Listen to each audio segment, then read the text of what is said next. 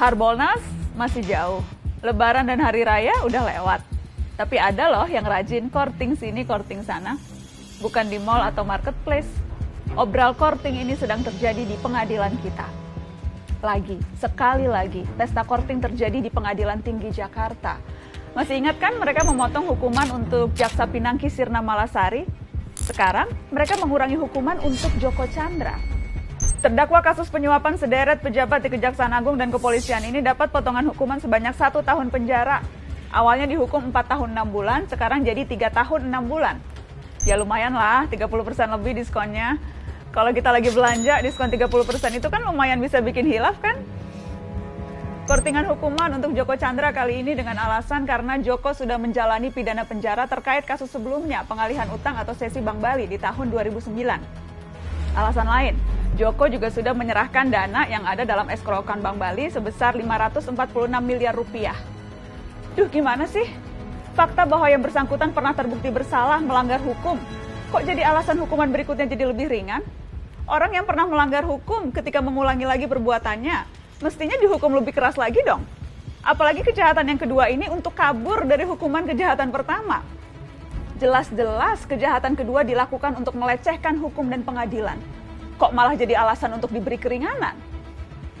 4 dari 5 hakim yang mengkorting hukuman Joko Chandra ini juga hakim yang memotong hukuman Jaksa Pinangki.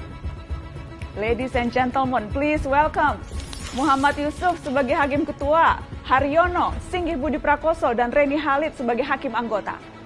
Keempatnya sama-sama mengkorting hukuman Pinangki dan Joko Chandra. Nah, kalau Joko Chandra dikorting 30%, Pinangki ini kortingannya malah 60%. Dari 10 tahun menjadi 4 tahun. 60% dong. Kurang hilaf apa lagi coba kalau kita belanja diskonnya segitu. Satu hal lagi juga terungkap. Pinangki hingga akhir Juli ternyata belum juga dipindah ke lapas, tapi masih ditahan di rutan Kejaksaan Agung. Alasannya, hanya soal administrasi dan kejaksaan sedang banyak pekerjaan. Tenaga harus dijaga karena masih pandemi. Jangan lupa, ada lagi yang barusan terima kemurahan hati juga. Juliari Batubara, mantan Menteri Sosial yang tersangkut kasus tilap menilap dana bansos. Ia dituntut 11 tahun penjara oleh jaksa dari KPK. Korupsi di tengah pandemi loh. Kurang buas apa lagi coba?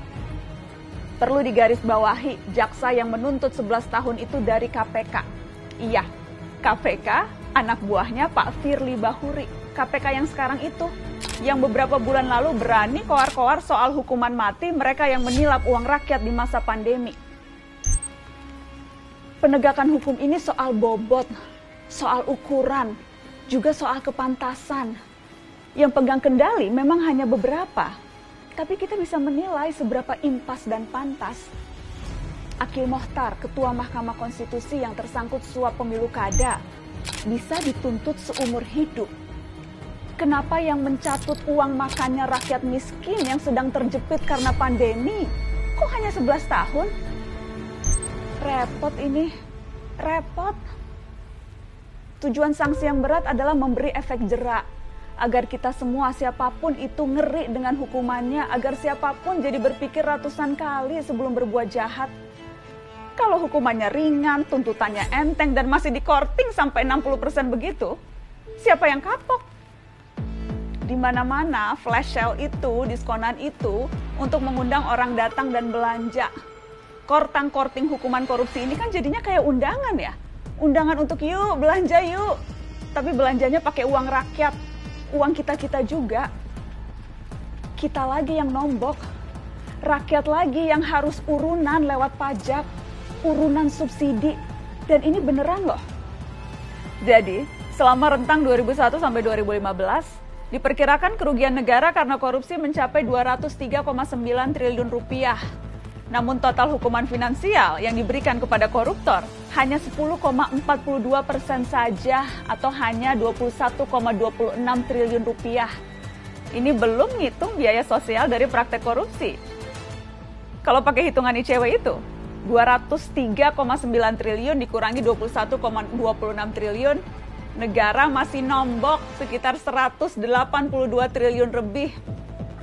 Siapa yang nombokin selisihnya?